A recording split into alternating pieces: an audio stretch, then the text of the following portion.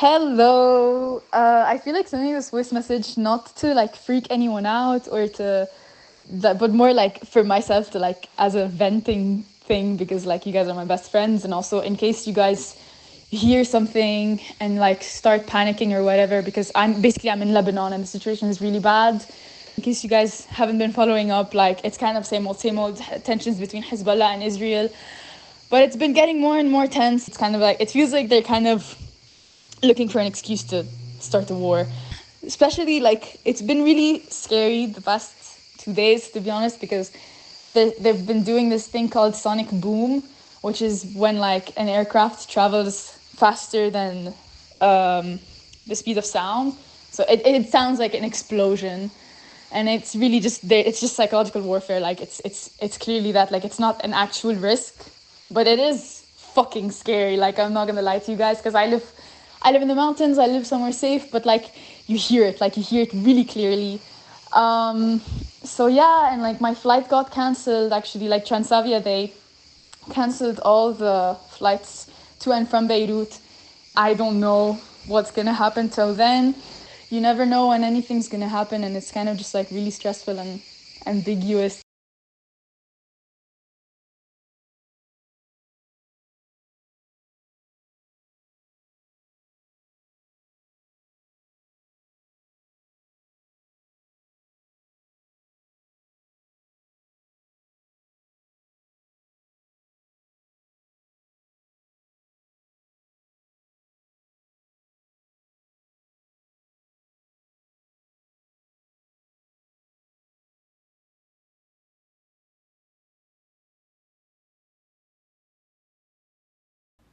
Au début, quand tu entends, non, la guerre a été déclarée, tu te dis, non, tu sais pas ce que ça implique vraiment. Nous, notre génération, Beni ou Benik, on n'a pas vraiment vu la guerre comme nos parents l'ont vu, hein, durant la guerre civile. On n'a pas cette peur de l'État israélien parce qu'on n'a pas vu c'est quoi ces military capabilities, what kind of destruction they can unleash upon us. Like, au début, it started in the south. And I was like, okay, the south of Lebanon, there's not a lot of people, I'm not affected directement, donc non, ça va. Quand c'était au sud du Liban encore, Saraha, moi j'étais trop détaché de ça.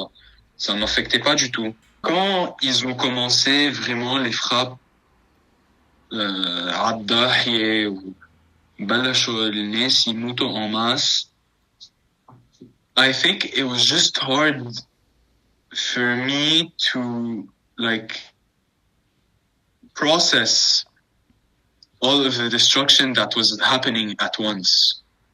You're just here, like in the beginning, you're still not used to like seeing the videos of buildings collapsing or houses blowing up. So, genre, c'est still une image qui est trop nouvelle pour toi.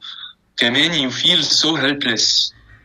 And like your voice doesn't matter, and you feel like, genre, malgré toi, tout va aller en couille, même si tu fais de ton mieux ou mets des choux, ou khalas, it's just heartbreaking. Like, this is my home. Leave it the fuck alone. Like, I didn't ask for war. I know my friends and family didn't ask for war. Why? I couldn't believe like another human was doing this to someone else. Et genre, je sais pas, it just felt like a really helpless moment. I felt like I was going to lose my home, that like I didn't have a future even though I was studying. Et genre, it's like everything catching up at the same time. I just started crying in the metro. Non, en été, il y avait quand même des tensions. Donc, quand je reviens à Paris, j'avais in the back of my mind, genre, what if ça explose? What if? Et le what if happened. Since October 7th till September 19th, everyone knew an escalation was going to happen eventually, which is wild. But it was still like very shocking to see it actually happen. Just starting to see like, okay, you see the pager explosion, but then after that you start seeing like the carpet bombing in the south, et puis genre à Beirut, like the des غارات هيك انه c'était fou. Like it's something I never expected to see in my whole life. You know what I mean? Like war has always been very much a big theme au Liban. يعني we can't lie to each other. But for me personally, the 2006 war, like I was 2 years old, so I don't remember much. But when this has never happened to you, you can never imagine it happening. Just you. I tend to not process things of this magnitude until later on. Yani, let's say if we want to say that the day that the war started is September 23rd, end of September, beginning of October is when I sat down and I said, fuck, this is real. And I don't really have the words to describe how I felt because I still don't know how I'm feeling. It's not guilt, but it's إنه كل ما أحس إنه يلا ماشي حال شوي إنه يلا في إظهار أو whatever بيجوا بيضربوا شيء ببيروت إنه يا حد البيت صراحة كنت في كتير ضربات حد البيت كل ضربة ببيروت كانت قريبة من البيت فحس إنه عن جد ما كان إلي نفس أعمل شيء وكمان كنت في هيدا الإحساس إنه أنا بلندن إنه أنا يعني إنه أنا عائلتي بركي كل شيء وأنا بلندن إنه ما حقول إنه survivor guilt بس بلا kind of إنه كان عندي هالإحساس إنه ليه أنا زمطت وهن لا إنه هن شو ذنبهم يبقوا تحت شو ذنبهم هيك يصير فيهم وأنا كيف فيا أصلاً أعيش حياتي إذا هن هيك عم بيصير معهم وهيك عم بيعيشوا وهيك عم يعملوا فهذا كنت عم حسه مش ليك ما كنت عم بظهر كتير وهيك وعمل the most out of it وحتى إنه حتى درسي وكل شيء إنه إيه كنت عم حس إنه هن حتى ما حتى عم يقدروا يدرسوا يعملوا شيء إنه أنا كيف عم ما بعرف إنه كنت حس حالي غلط. Un des pires feelings pour moi is going through daily life here, okay? Just not being in the present moment at all. You're very disconnected, disassociated. You're not present. You're not enjoying being with your friends. You're not enjoying this dinner you're having. You're not, if you have like a fucking assignment to submit, like, oh, you need to write your thesis, you're like, why the fuck would I be doing this? And it feels so valid, but then the deadlines comes closer and then you're fucking stressed. Ça se passe tout en même temps. It was really hard to function, bro. And Amjad, it's been the thing that's been affecting my studies, my everything the most, my social life, c'était lourd, c'était très lourd. I feel like we're all on the news. We're all like head deep in our phones, bro, laptops, calling our parents. We're all like, it was a very weird time. It's like you're sticking to your phone for the wrong reasons. That's what I say. And it felt weird that I always like when I called them. It wasn't like to tell how I'm doing. It's mostly like to know how they are doing and what's happening. Especially that they live so close to Dahiya and the suburbs of Beirut. Like it was horrific. Like they would use, and even updates on the war would be like horrific for me because my sister would use to send me videos or voice notes of them hitting, and we could hear them from the house. The house would shake and stuff. I didn't tell you this before, but you know what? It was like actually like really bad. Other than that, like every daily updates with my sister, to be honest, because my sister used to like update me a lot, like on the hits. She used to know, like, she wouldn't sleep till like 3 a.m. I'm envoyait des vidéos parfois.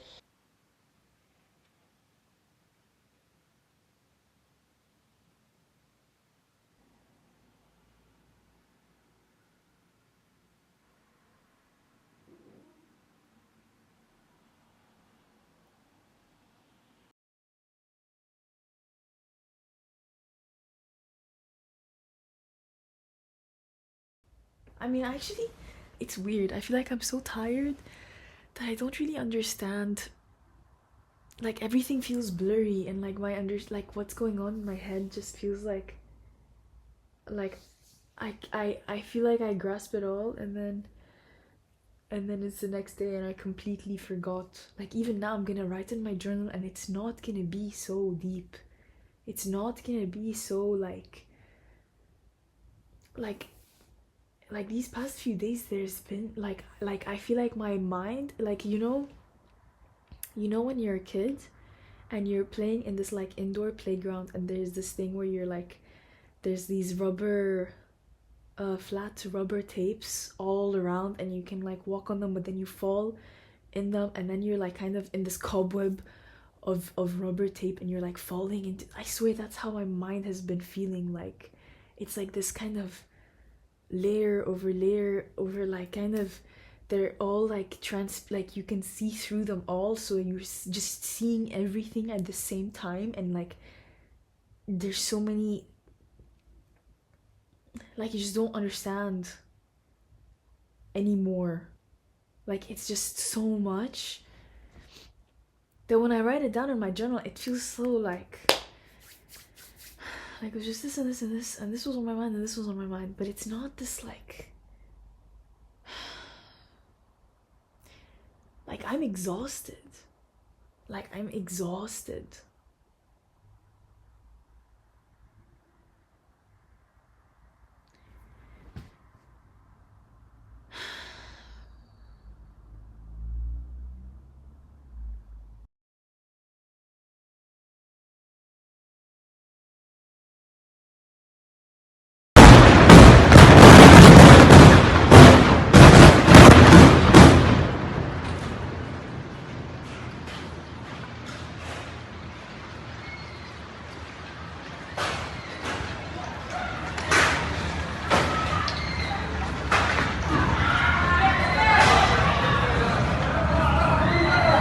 Like, d'une seconde à l'autre. Imagine, d'une seconde à l'autre, tu perds ta maison et tout ce que everything you own. Tout. C'est incroyable.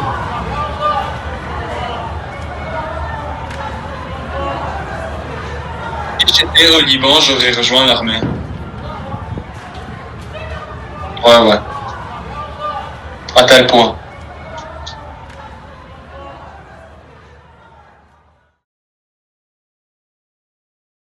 Being away has, number one, increased my guilt. Number two, made me feel less Lebanese in the craziest sense that it is. Not going through these things, not being with my family, not being with my friends. Even with the tears that are going on, I feel like I'm becoming less and less of where I'm from, and it comes with being Lebanese. You go through these things. Our parents went through the civil war and went through Israeli occupation in 1982. Our families and generations before that have all gone through all of these things. And when you come to us, our generation that has, we're a big number of expats leaving for our studies. It's a sense of guilt, and it's a sense that you're losing your nationality. How Lebanese are you if you haven't been through these things? And how much can you say that is your home?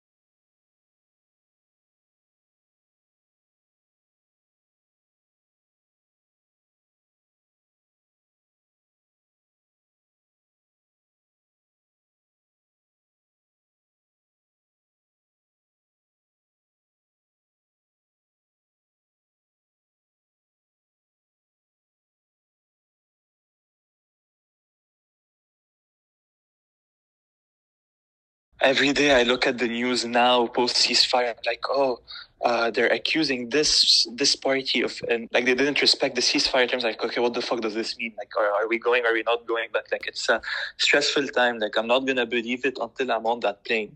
I'm like, even if I'm at Heathrow Airport and then فجأة نزلوا غارة الضاحية, and my mom's gonna be like, no, retourne à la maison à Londres maintenant. Just you show us this. So I'm genuinely not gonna believe it until I land in Beirut. Yeah.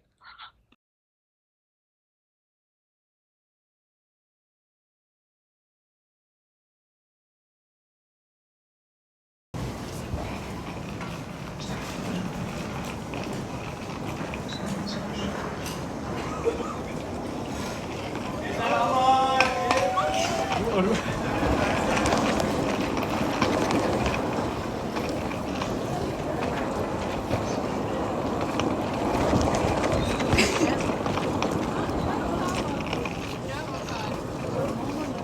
il y a la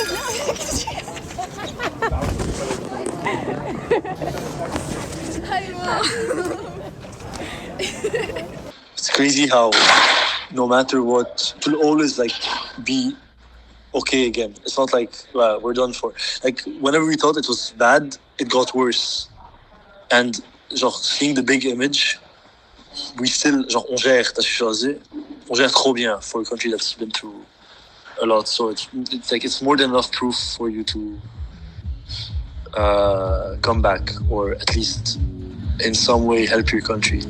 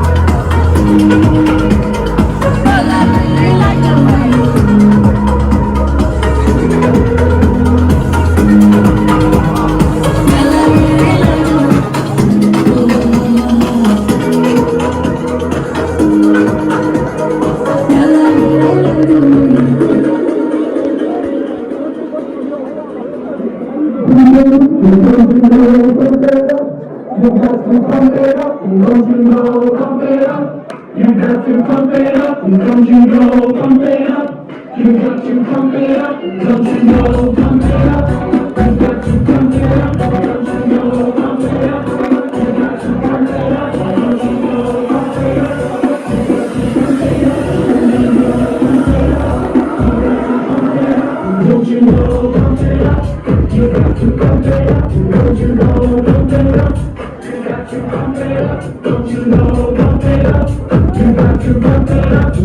know?